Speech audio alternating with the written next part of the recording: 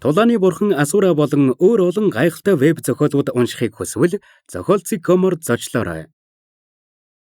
355 дугаар анги. Онцгой арга хэмжээ. Зэлийн Нэляган хонх гэсэн утгатай юу? Чадвартайгаа адилхан нэртэй байх нэ. Түүнд нэр өгсөн хүн Тэнгэрлэг биетэй гэдгийг мэддэг бололтой. Энэ алдарт тосхон тийм ч энгийн биш бололтой. Нууцаар Тэнгэрлэг биетэй хүн өсгөн гэдэг. Тэр охины өмнө Жан Уушан хүртэл дорой санагдах биз? Зэлийн хүч чадлыг Чүфэн өөрийн биеэр үзсэн болохоор гүн бодолд автлаа. Зэлийн тулааны төвшин гаднаа Прафаундын 9 дугаар төвшин гэж харагдаж байгаа ч гэлээ. Түүний тулааны чадвар нь Чүфэнийхээс хавь илүү. Тийм ч учраас Чүфэн элит зэвсэгтэй Тэнгэрийн 1 дугаар төвшний Жэцэммийн хүртэл түүнийг ялахгүй байх гэж бодов. Яг энэ үед энд цугласан 9 нутагт тэвийн хамгийн шилдэг гоц суутнууд хүртэл энд байгаа хүмүүс дундаас хамгийн хүчтэй нь дагин мэт үзэсгэлэнтэй Зэлийн гэдгийг төсөөлөгчгүй байлаа. Зэлийн үзэсгэлэнтэй төрх хүн бүрийн анхаарлыг татав. Төрөөхөн 9 гоо бүсгүйг шинжиж байсан тан ишүү тэр хэд хүртэл Зэлийн гойлог биеэс нүдээ салгаж чадахгүй байлаа. Орчлон ертөнцид ийм үзэсгэлэнтэй эмэгтэй байдаг а? Өдийн насан дээрээ ийм үзэсгэлэнтэй байгаа юм бол нас биег үзэхээрээ ямар харагдах бол? Түүнтэй гэрэлчих юм бол өөр хүсэл эрмэлзэлтэй байгаад чи яахав? Босод хүмүүс бэтгий хэл Жэцэммийн шүү зонгио 2 хүртэл Зэлийн үзэсгэлэн гоод татагдсан юм. Ялангуяа Жэцэммийн. Тэр сэтгэл дотроо ингэж хэллээ. Хэрвээ хүмүүс намайг ямар эмэгтэй мөрөөддгийг асуувал би түүнээс өөр хинч биш гэж хариулах болно. Чүфэн, энэ бол чиний боломж. Чи энэ сүйн цуглааныг ашиглаж тэр охинтой дотносох хэрэгтэй. Үгүй бол маш том боломжийг алдна гэсэн үг шүү. Гэж Эги санууллаа. Юу? Битгий тоглоод бай. Тэр охиныг ямар аюултай гэдгийг чи мэдж байгаа үсттэй.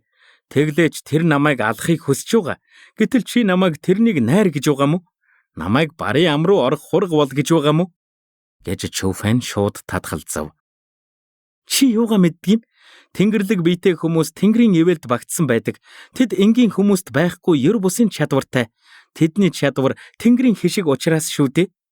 Эрэгтэй хүн Тэнгэрлэг биетэй төрөхөд нэг сүртэй зүйл биш. Гэхдээ эмэгтэй хүн Тэнгэрлэг биетэй төрвөл ирээдүйн нөхөр нь ч бас маш их амжилт хүртдэг юм. Гэж Эги хэллээ. Ямар ашиг? Гэж Чүфэн сонирхон асуув.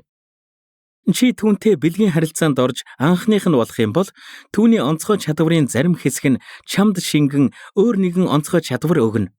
Энгийн хүмүүст бол тэр нь тулааны урлагийн замналд нь асар их нөлөө үзүүлдэг. Харин чамд бол биед чинь байгаа Тэнгэрийн цахилгааныг ойлгоход туслах байх. Чи алтан цахилгаан, цэнхэр цахилгаан хоёрын тусламжтай 2 төвшин шууд ахих боломжтой ч гэлээ. Тэр цахилгаануудын жинхэнэ хүч нь тэр биш гэдгийг чи ч бас гадарлаж байгаа байх. Чи тэр цахилгаануудын жинхэнэ хүчийг ойлгох чадваргүй болохоор бүрэн ашиглаж чадахгүй. Гэхдээ чи тэр Зээлийнтэй бэлгийн харилцаанд орох юм бол түүний Тэнгэрлэг хүчний хэсэг нь чамд шилжин орно. Тэр үед чи Тэнгэрийн цахилгаануудынхаа талаар ойлгох ч юм бэлүү? Ойлгохгүй байсан ч чиний тулааны хүч маш ихээр нэмэгдэнэ. Гэж Эги дэлгэрэнгүй тайлбарллаа. Тийм зүйл байдаг юм уу? Түүний үгийг сонссон Чүфэн ч гайхширн догтлов. Эгигийн хэлсэн түмэн зөв. Тэр биедээ байгаа Тэнгэрийн цахилгаануудын хүчийг мэдэрч байгаа ч гэлээ ойлгож чадахгүй байгаа. Тэдний агуулж байгаа хүч нь төсөөлж барахгүй тийм хүчрхэг. Энэ ертөнцид байх ёсгүй тийм аимшигтай хүч. Тэр хичнээн Тэнгэрийн цахилгааны хүчийг мэдэрдэг ч гэлээ хүснээрээ удирдах чаддаггүй. Тийм ч учраас Эгигийн үгийг сонсоод бодлоо өөрчилсөн юм. Хур зэртэй хутгаар дүүрэн уул галт далай руу орох байсан ч тэр эргэлзэхгүй орно. Тэр Тэнгэрийн цахилгааны хүчийг эзэмших боломжийг алдахгүй тулд Зээлийнтэй ямар ч аргаар хамаагүй дотносох ёстой гэж шийдсэн юм. Зээлийн тэнд байсан бүхэл хүмүүсийн анхаарлын төв болов. Залууч бай, хөгшинч бай, бүгд л түүний гоо үзэсгэлэнг бэшрэн инээмсэглэж байлаа. Ялангуяа алдарт тосгоны захирагч Цэнлэй түүнийг өргөмөл охино гэж зарлах үед хүмүүс түүнийг бүрч илүү чухалчилж харж байсан юм. Өндөр уулын оргил дээрх тайзан дээр хамгийн ер бусын хүн нь яахын аргагүй зээл юм байлаа. Сүйн цуглаан эхэлчихсэн болохоор яаж сүв тавих талаар тайлбарлах цаг боллоо. Энэ сүйн цуглааныг зохиож угаа шалтгаан маань маш энгийн. Юуны өмнө алдарт тосгоны гоо бүсгүүчүүдэд сайн эр нөхөр олж өгөх, үүнтэй зэрэгцэн алдарт тосгоны холбоо сүлбээг өргөжүүлэх юм. Магадгүй зарим нь 1000 залуус байхад ердөө 100 гоо бүсгүй байна. Яаж гэрлэх юм? Хоорондоо өрсөлдөх юм уу гэж бодож байгаа байх. Мэдээж үгүй ээ. Цэнлэй би тосгоныхон гоо бүсгүүчүүдэд хүчрхэг нөхөр олж өгмөр байгаа ч гэлээ. Тэдний одоогийн хүч чадал дээр тулгуурлахгүй. Харин ирээдүйн чадварт нь тулгуурлах болно. Тэм ч учраас би 2 хязгааргүй газар доорх ордонг эхний шалгуур болгосон юм. Тэм ч учраас энд парафаунд үүслийн төвчний гоц сууднууд байгаа юм. Одоо та нарын хүч чадал зөрүүтэй ч гэлээ та нар бүгд эрхтгш байх болно. Учир нь та нар бүгд өндөр авьяас чадвартай гоц сууднууд. Зарим нь ингэж асуух байх. Тулалдаж шийдэхгүй юм бол бид нар яаж гоо бүсгүүчүүдтэй гэрлэх юм? Хариулт маш энгийн. Би 100 гоо бүсгүүчүүдэд сонголт хийх эрхийг өгнө. Манай алдарт тосхон онцгой арга хэмжээ зохиох болно. Тэр арга хэмжээнд 100 гоо бүсгүй оролцсон. Энэ бол та нарын тэдэнтэй дотносох боломж. Нэгнээ мэдээд ирэхээр 100 гоо бүсгүүчүүд мөрөөдлийн нөхрөө олно гэдэгт би итгэлтэй байна. Онцгой арга хэмжээ дуусах үед гоо бүсгүүчүүд өөрсдийн сонголтоо зарлаж сүй тавих болно гэж алдарт тосгоны захирагч Цэнлэй чангаар тайлбарлан хэллээ. Тийм байх нэ. Бид өөрсдийн чадвараа ашиглан 100 гоо бүсгүүчүүдийн анхаарлыг татах ёстой байх нэ. Сонирхолтой арга байна. Яг энэ үед хүмүүрл байж ядан дор бүрнээ догдолцоолоо. Лайк болон subscribe дарж биднийг дэмжээрэй. 356 дугаар анги. Тулаанд бэлдэцгээ. Тэгэхээр бид гоо бүсгүйг татахын тулд өөрсдийн чадвараа харуулах хэрэгтэй байх нэ. Царайлгаараа бид дөрвийг хэн гүйцэх юм? Гэж тан ийшүү бардам гэгч нь хэллээ. Найзууд минь, та нар тэр ёсоос хүсснээ сонг. Надад зээлийн авхай байхтал хангалттай. Гэж Сон Цзинфэн хэлв. Сон Цзинфэн, чамд ичхнүүр гэж байна уу? Бид дөрвөөс хэн ч тэр ёсын талаар бодохгүй байна. Бид бүгд зээлийн авхайд дурлцгаад байна. Тэглээч зээлийн авхайн хажууд тэр ёсон охин үзэгсэлэнтэй харагдаж байна гэж юу? Гэж Бай Юнфэй хүйтнэр хэллээ. Юу? Миний ойлгосноор бол Юнфэй чи надтай үзэлцмээр байгаа юм байна те? Гэж Сон Цзинфэний харцсан ширүүсэн асуулаа. Маргалдах хэрэг байна уу? Бүгд л шударга байвал болоо шүү дээ. Гэж Лю Шяо яв хэлв. Тэгвэл тулалдцгаая. Хин хнээсээ айд юм? Гэж нөгөө гурван ч хүйтнэр хариуллаа. Тэр дөрвийн яриа оюуны зурвсаар өрнсөн болохоор эргэн тойрны хүмүүс тэдний юу ярьсныг мэдэхгүй. Харин алдарт тосгоны захирагч Цэнлэй ахин зарлалаа. Энэ онцгой арга хэмжээ болох газар бол 1000 мангас уул. Төвнийг үгээ хэлж дуусах үед хаа сайгүй шуугаан дэгдэв. Олон ч хүн яахаа мэдэхгүй мэлрэн суулаа. 1000 мангас уул чинь ямар газар билээ те? Хориотой газар. Алдарт тосхон тийшээ хүн орохыг хориглосон биз дээ. Зарим хүмүүсийн уруул нь номрон инээмсгэлцгээв. Бүгдээрээ гайхах хэрэггүй дээ. Энэ онцгой арга хэмжээ болохоор онцгой газар л болох ёстой шүү дээ. Цэнлэй би алдарт тосгоны 100 гоо бүсгүйд эр нөхөр хайж байгаа болохоор шаардлагаач өндөр тавих хэрэгтэй. Тулааны чадвар сайн байх хэрэгтэй ч гэлээ эр зориг бүрчих хэрэгтэй. Харин эр зориг зөвхөн аюултай учирсан үед л тодрон гардаг. 1000 мангас уул бол та бүхний эр зоригийг шалгахад тохирсон газар. Мэдээж 1000 мангас ууланд орсноор амиа алдах эрсдэлтэй. Тиймээс би та нарыг хэцүү байдалд оруулахгүй. 1000 мангас ууланд өөрийгөө хамгаалж чадахгүй гэж бодож байгаа хүмүүс одоо явж болно. Цэнлэй би юу ч болж байсан та нарыг зогсоохгүй. Яг энэ мөчөд бүрчих шуугаан дэгдлээ. Бүтэн цаг өнгөрсний дараа хэн ч явсангүй. Шалтгаан нь маш энгийн. Ийм нөхцөлд хэн бууж өгөхийг хүсэв дээ.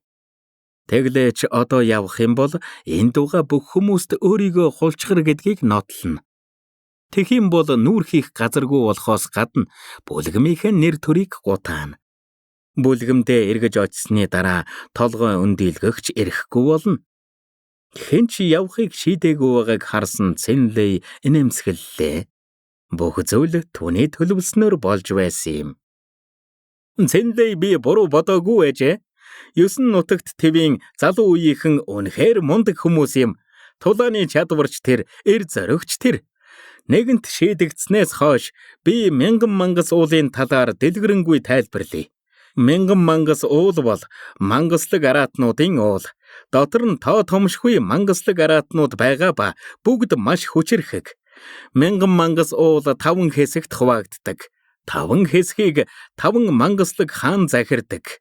5 мангаслаг хаан маш хүчтэйгээс гадна хоорондоо зөрчилдөөнтэй байхаас илүү маш эвтэй байдаг.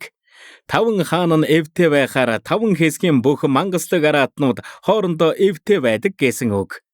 Дээрээс нь тэд хүмүүсийг үзэн яддаг болохоор би мянган мангас уулыг 9 нутгийн хамгийн аюултай газар гэж бодож байна.